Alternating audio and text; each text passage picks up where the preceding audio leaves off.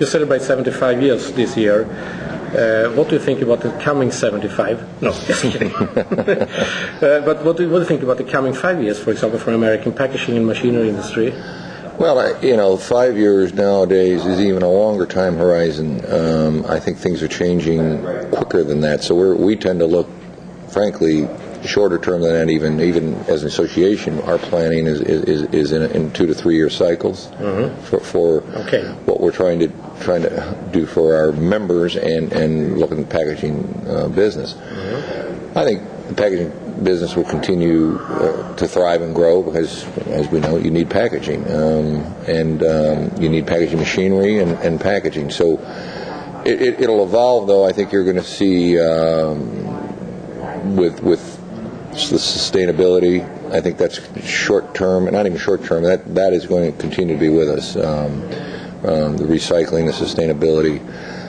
So if you ask me what in the next 5 years, I think it's going to be more emphasis on sustainability, even for machinery manufacturers. They want less energy, less waste, less footprint. They want the machine to be smaller, and so that would probably be the theme, as far as I would say, for the next 5 years. And safety, food safety is becoming very important. Product safety. So our companies and the material suppliers are coming up with solutions to protect the product from tampering. Do you see these sustainability questions coming up already in the machinery business? At this show, for example? Well, what's interesting is I think on the sustainability as far as machinery goes, it's not really filtered down. The big companies, the consumer products companies, have focused on packaging at this point. The materials and containers, but we're hearing some evidence now that they're starting to talk to the machinery manufacturers about sustainability and the machinery and particularly energy use. In a bottling plant, can we use less water? Can we for material waste, can this machine have less waste when we do a run? So we are hearing about it, and we think that'll be the next emphasis that our end user customers will put on the industry. So that will be the next step of the scorecard. Yes. And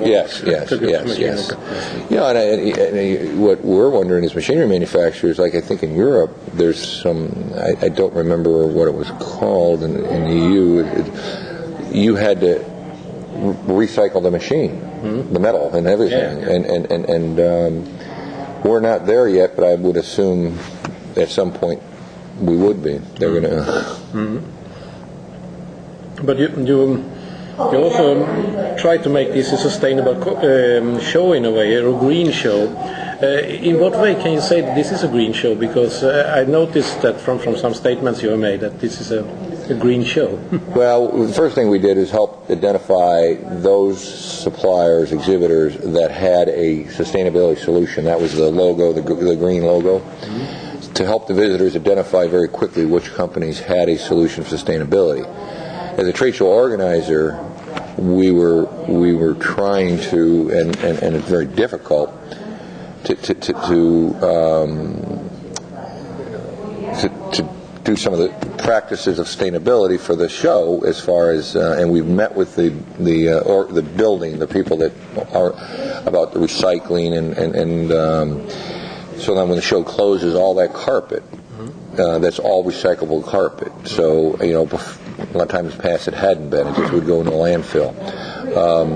We are encouraging our exhibitors, and we can't, make them do it, but we're encouraging them that separate their waste when they leave here, because we want to be able to recycle it. So we're not there yet, but we're trying, and I think that's it's an issue in all trade shows. We leave behind a lot of waste. Oh yeah, sure. But what kind of criteria do the exhibitors have to fulfill to be able to call themselves green? I mean, have you done any kind of judgment? No, we have not. So it's all up to them to say it's up to them. Yes. We've done no scorecard. No, I mean, no. So, but I can see because there's a lot of those signs. Right. All over the. Well, because it's a very hot topic right now, and people are, if they're marketing and sales people, they're going to take advantage of that. Yes. And if they don't have it, then the customer will know. That's right. The marketplace will decide. But what do you have for expectation from this show? I mean, we are almost through it now, but how has it been so far? If you look at if you take the economical situation in consideration, also, has this show been after your plan, or? Well, this is the fourth day. Yes. From the exhibit space standpoint, the occupied space, we're very satisfied. We're probably sold 2-3% less their occupied space, and a lot of that is not less companies, just they took less space, smaller space, and it was interesting from Europe in particular. Some of the bigger companies, European equipment manufacturers, downsized,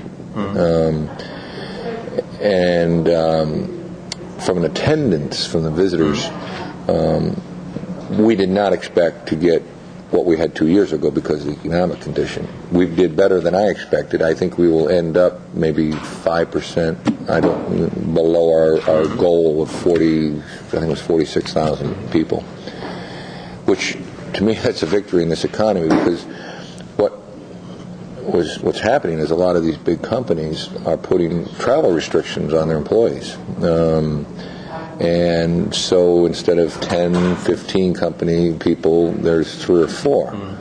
But what in talking to my exhibitors, as I've been walking around, they are telling me those 3, 4 people or 5 people from that company still have projects, still are, and it's just not as many from the same companies, the major companies. So, but the exhibitors seem to be doing some business then. Yes. If not business as usual, but more or less then, or. Yes, they're we can't figure it out if it's just momentum coming into and it's going to then die off going into the next year, and that's a big question mark for all of us. But we are doing some focus groups out here. We have a professional moderator, and we've recruited, I think, at least 50 customers from different sectors to find out what their plans are for next year in a recession. And what he's hearing so far, and we'll have a report on it, and we'll be glad to share it with you, what we're hearing so far from the focus groups is they still need to package product, they still need to innovate, and if you have an innovation and a value-added solution, they can find the money for it. It might be the commodity people that are commodities that might have some difficulties. But if you have I talked to the consultant last night, he said if you have a value-added solution, they will find the funding. So. Yeah, because when I talk to companies, they usually say that for us it's business as usual, and the order books are, if not full, so very, very good. Yes, which surprises me too. Yes, our members are saying the backlog,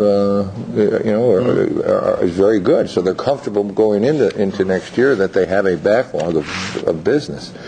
But what happens next year is is the big question.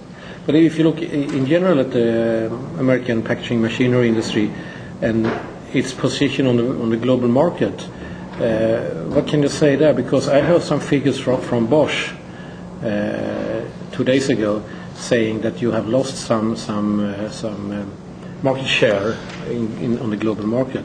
Do you agree? Do you have any signals like that? They say that the American machinery industry was like 2% down on the global packaging market from export markets, sort of. Well, I haven't seen their data, so okay. But what I've seen before, it came out of EDMA. They say when they say export market, they don't count what we sell here in the United States because we're not exporting it. This is the biggest market in the world, and we supply 80% of it. But what their data does shows Germany exports 90% of what they make. So when they say the export market, they don't count what I want to look at is total turnover. What we say, okay, total turnover. I'm not talking about, what we export outside the United States. If you look at total turnover, we're growing. But if you look at total turnover, we're the largest. And no, exporting, our members don't export that much because they don't have to. They never had to. They're going to have to learn to do it because our market is not going to continue to grow. So if they want to grow, they're going to have to export to China and India. Whereas the German and Italians have to because they don't have that big of a domestic market. We've been happy and our members haven't had to learn to export, but they're going to have to. So. But you said earlier that you don't know what will happen next year when it comes to the packaging machinery industry. Of course, it's very difficult to forecast those days. But can you see any signals of a slowdown when it comes to the booking situation for the show in Las Vegas, for example, compared with the? No, in fact, it's up. It is. Yes, that's what we're. We already had sold 80% of the space coming into this show, and our sales center downstairs, they're doing brisk business. I mean, this is very, very good. What I'm again nervous or concerned about is as you get into next year, and if it gets worse, the situation, then they start canceling. So that's what. But if they get momentum out of this show, good momentum and a good business and good backlog, I think it'll carry us into Vegas.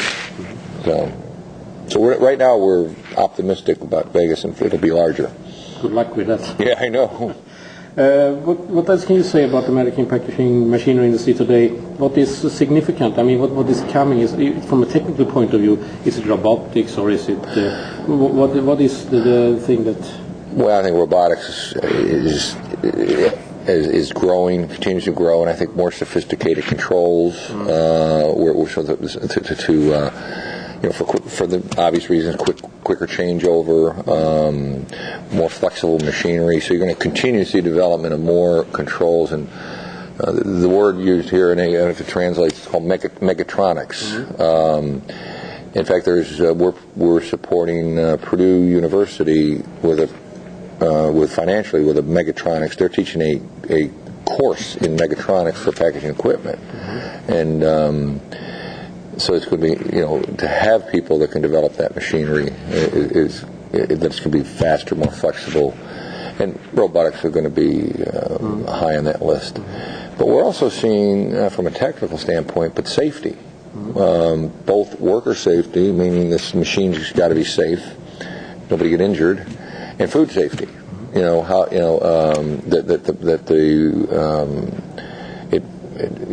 of in our country now we've had listeria problems, we've had salmonella and contamination, and so packaging is a big part of that, and so we're seeing more emphasis on that too. So robotics,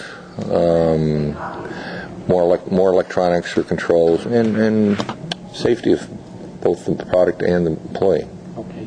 If we just leave the direct packaging machinery part of the show, I don't know how much you know, for example, about RFID and those markets, because I can see there is still a pavilion here. But I mean, RFID has been very much spoken about the last years, but it never seemed to take. It hasn't seemed to take off because the value proposition hasn't been there for the consumer products companies. The retailer, I think, sees the value, obviously, the tracking but the value to the consumer products company, they can't see it because the only place where they can see it is on the case, at the case level, the pallet level, so they can track it to their distribution. But on the individual product, they're expensive, and they don't get. It's not a value to them; it's value to their customers. But who's going to pay for it? No. That's right. So that's where it's kind of like.